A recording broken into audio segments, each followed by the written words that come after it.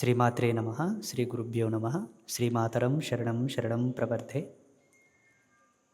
అంబాత్రయ క్షేత్రంలో వెలిసినటువంటి ముగ్గురమ్మల యొక్క ఆశీస్సులు జగజ్జనని జగదంబ జగన్మాత పరంజ్యోతి పరాత్పరి పరాభట్టారికైనటువంటి లలితా త్రిపుర సుందరి రాజరాజేశ్వరి భువనేశ్వరి జగదీశ్వరి యొక్క ఆశీస్సులను మీ అందరికి ప్రసాదిస్తూ ఈ నెల అనగా జనవరి 2026వ సంవత్సరం అనగా ఈ సంవత్సరం మాఘమాసంలో జనవరి 25వ తారీఖు నాడు రథసప్తమి. చాలా విశేషమైనటువంటి దినం ఆ రోజు. రథసప్తమి అంటే సూర్యనారాయణ మూర్తి సూర్య భగవానునికి సంబంధించిన విశేషమైన పర్వదినం. అది ఆదివారం రావడం ఇంకా విశేషం. ఆదివారం అనినా సూర్యనారాయణ మూర్తికి సంబంధించినటువంటి వారం, భానువారం అంటారు, రవివారం అంటారు. ఈ రవివారమునందే రథసప్తమి రావడం విశేషం. ఈ విశేషంతో పాటు అంబాత్రయ క్షేత్రంలో ప్రతి సంవత్సరము జరిగేటటువంటి విశేషమైనటువంటి కైంకర్యం ఒకటి ఉన్నది, మహా ఉత్సవం. అది ఏమి అనగా జగత్పిత జగన్మాత అయినటువంటి పార్వతి పరమేశ్వరుల కళ్యాణం. జనవరి 25వ తారీఖు ఆదివారం, ఆ రోజు రథసప్తమి. అంబాత్రయ క్షేత్రంలో విశేషవంతమైనటువంటి పార్వతి పరమేశ్వరుల యొక్క కళ్యాణ మహోత్సవం ఉంటుంది. కాబట్టి ఆ రోజు శ్రీపీఠానికి వచ్చి ఆ జగన్మాత జగత్పిత అయినటువంటి తల్లిదండ్రుల యొక్క దివ్య కళ్యాణోత్సవాన్ని నయనానందకరముగా చూస్తే అద్భుతమైనటువంటి ఫలితాన్ని పొందవచ్చు. ఎవరైనాను రావచ్చు. దీని ద్వారా అంటే ఈ పార్వతి పరమేశ్వరుల యొక్క కళ్యాణం యొక్క విశేషం ఏమిటి, విశిష్టత ఏమిటి? స్వామి శ్రీశైలంలో కూడా చేస్తారు, అరుణాచలంలో చేస్తారు, అలంపురమునందు చేస్తారు, బెజవాడ దుర్గమ్మ దగ్గర దుర్గా మల్లేశ్వర కళ్యాణం కూడా చేస్తారు. అక్కడ కూడా శివుడు పార్వతే కదా. ఈ జగత్తులో ఏ శైవక్షేత్రంలోనైనా నువ్వు చేసే కళ్యాణం అంతా కూడా పార్వతి పరమేశ్వర కళ్యాణమే కదా అనుకోవచ్చు. చాలా సంతోషం. అక్కడనే వెళ్ళండి. శ్రీశైలం వెళ్ళండి, అరుణాచలం వెళ్ళండి, అలంపురం వెళ్ళండి, విజయవాడ వెళ్ళండి. ఎక్కడ పార్వతి పరమేశ్వర కళ్యాణము జరుగుతూ ఉందో అక్కడ భూతగణములు, ప్రమదగణములు, దేవగణములు అందరూ ఉంటారు. సమస్త ఋషి బృందం అంతయు అక్కడ ఉంటుంది. ఇది జగత్ప్రసిద్ధి. జగత్పిత జగన్మాత యొక్క కళ్యాణంని చూసేటటువంటి జీవుడి యొక్క జన్మ ధన్యం. అందుకే ఎక్కడ కళ్యాణము జరిగినా ఫలానా ప్రదేశంలో పార్వతి పరమేశ్వర కళ్యాణం చేస్తున్నారంట అని నీ చెవిలో పడితే నీకు వీలుంటే తప్పకుండా ఆ కళ్యాణ ఘట్టమును తిలకించు. జగన్మాతకు తలంబ్రాలు పోసి ఆ కళ్యాణ తంతు అయిపోయేంత వరకు అక్కడుండి ఆ కళ్యాణ మహోత్సవ ప్రసాదముగా ఆ భోజనమును కౌళమంత అన్నం కడుపులేసుకొని నీ ఇంటికి రా. నీకు సాక్షాన్ కైలాసవాసుని యొక్క అనుగ్రహం దొరుకుతుంది. ఇది శివపార్వతుల యొక్క కళ్యాణ మహోత్సవాన్ని తిలకించి వీక్షించినటువంటి పుణ్యఫలం. అంబాత్రయ క్షేత్రంలో చేసేటటువంటి శివపార్వతుల యొక్క కళ్యాణం యొక్క విశిష్టత ఏమిటి అనగా ఈ క్షేత్రమే ఒక అద్భుతం. ఇక్కడ జరిగేటటువంటి ప్రతి తంతు, ప్రతి కైంకర్యం కూడా ఒక అద్భుతం. ఇది నా మనస్సాక్షి పూర్వకంగా నా అనుభవంతో నేను చెబుతున్నటువంటి సత్యం. కాబట్టి ఎవరైనా ఆ రోజు పార్వతి పరమేశ్వర కళ్యాణ మహోత్సవంలో పాల్గొనవచ్చు. కళ్యాణ ఘట్టమును తిలకించి ప్రసాదమును స్వీకరించి ముగ్గురమ్మలను దర్శించుకొని మహారుద్ర శూలంను స్పృశించి వెళ్ళవచ్చు. ఈ పార్వతి పరమేశ్వర కళ్యాణ మహోత్సవాన్ని పరమపూజ్యులైనటువంటి గురుతుల్యులైనటువంటి మాకు సమీపంలో ఉందెకోడు అనే గ్రామంలో పూజ్య ప్రభు గురుస్వామి వారు ఈ కళ్యాణ మహోత్సవాన్ని నిర్వహిస్తున్నారు అంబాత్రయ క్షేత్రంలో.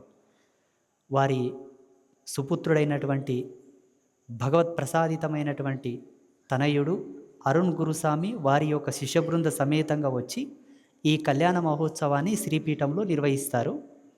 గత 7 సంవత్సరాల నుంచి జరుగుతున్నటువంటి విధి తంతు అంబాత్రయ క్షేత్రంలో శివదీక్షధారులైనటువంటి స్వాములు, శివదీక్షను ధరించినటువంటి స్వాములు ఎవరైనాను కూడా ఇదివరకు అంబాత్రయ క్షేత్రానికి వచ్చిన వాళ్ళు, రావాలనుకుంటున్న వాళ్ళు ఎవరైనాను కూడా ఆ రోజు జనవరి 25వ తారీఖు నాడు రథసప్తమి నాడు ఎవరికి పూజలకు సమయాన్ని ఒకవేళ ఇచ్చి ఉంటే సంతోషమే. ఇవ్వాల్సిన సందర్భం ఉన్నా అంబాత్రేయ క్షేత్రానికి ఆ రోజు ప్రతి శివస్వామి శివభక్తుడు శ్రీపీఠానికి వచ్చి జగదంబలైనటువంటి ముగ్గురమ్మలను దర్శించుకొని మహారుద్ర శూలాన్ని స్పృశించి తాకి ఆ శివపార్వతుల యొక్క కళ్యాణ మహోత్సవాన్ని తిలకించి భిక్షను స్వీకరించి వెళ్తే తప్పకుండా వాళ్ళకు సర్వదా శతదా సహస్రదా సర్వకాల సర్వావస్థల యందు శుభం కలుగుతున్నదని జగదంబ యొక్క వాక్కుగా నేను చెప్తున్నాను. ప్రతి శివస్వామి ఆ రోజు అంబాత్రేయ క్షేత్రానికి వచ్చి ఆ మహోత్సవంలో పాల్గొనవలసిందిగా విజ్ఞప్తి వినతి. స్వామి మాకు ఆల్రెడీ డేట్లు ఫిక్స్ అయిపోయినాయి. రథసప్తమి రోజు 25వ తారీఖు రోజు మాకు కొన్ని పడి పూజలు ఉన్నాయి. కొందరికి భిక్ష ఇస్తామని మాట ఇచ్చాము. కొందరి ఇళ్లల్లో కలశ పూజ పెట్టుకున్నాము. కొందరికి పడి పూజలు మేము సమయం ఇచ్చామంటే తప్పకుండా వెళ్ళండి, అభ్యంతరం ఏం లేదు. ఒకవేళ ఎక్కడ మేము సమయం ఇవ్వలేదు స్వామి, ఆ రోజు ఫ్రీగానే ఉన్నాము, ఎక్కడ డేట్లు లేవనుకుంటే తప్పకుండా పీఠానికి రావాల్సిందిగా వినతి విజ్ఞప్తి. ఎందుకోసం మళ్ళా మిమ్మల్ని రమ్మంటున్నానంటే మహిమలు మహత్తులు అన్ని సందర్భాల్లో దొరకవు.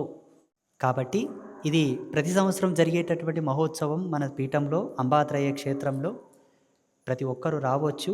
ఆ రోజు పీఠంలో జరిగేటటువంటి కళ్యాణ మహోత్సవాన్ని తిలకించి భోజన ప్రసాదం స్వీకరించి పుణ్య దంపతులు ఆదిలో మొట్టమొదటిసారిగా ఎవరికి కళ్యాణం జరిగిందయ్యా అంటే పార్వతి పరమేశ్వరులకే కళ్యాణం జరిగి వాళ్ళిద్దరూ పరిణయం ఆడిన తర్వాత జీవసృష్టి పరిణతి చెందితే మనం వచ్చాం.